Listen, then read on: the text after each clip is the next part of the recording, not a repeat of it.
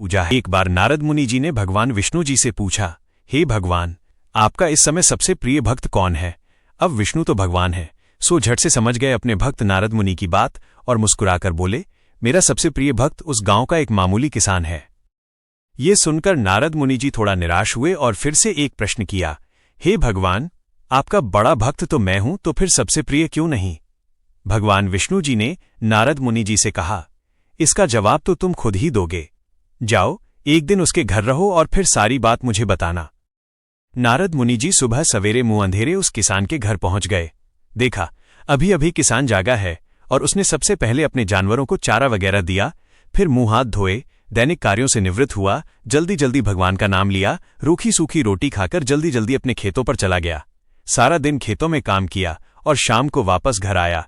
जानवरों को अपनी अपनी जगह बांधा, उन्हें चारा पानी डाला, हाथ पांव धोए, कुल्ला किया, फिर थोड़ी देर भगवान का नाम लिया, फिर परिवार के संग बैठकर खाना खाया और कुछ बातें की और फिर सो गया। अब सारा दिन ये सब देखकर नारद मुनि जी भगवान विष्णु के पास वापस आए और बोले, भगवान, मैं आज सारा दिन उस किसान के संग रहा, लेकिन वो तो ढंग से आपका नाम भी नहीं ले सकता।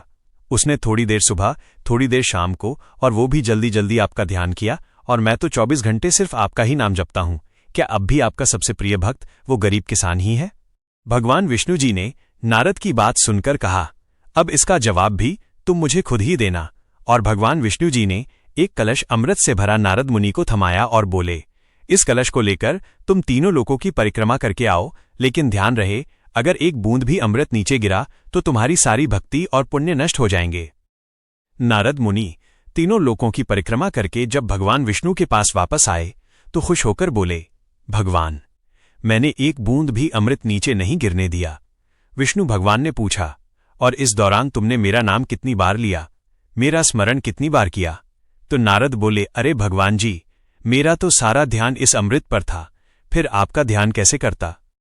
भगवान विष्णु ने कहा, हे नारद, देखो उस किसान को, वो अपना कर्म करते हुए भी नियमित रूप से मेरा स्मरण करता है, क्योंकि जो अपना कर्म करते हुए भी मेरा जाप करे वही मेरा सबसे प्रिय भक्त हुआ।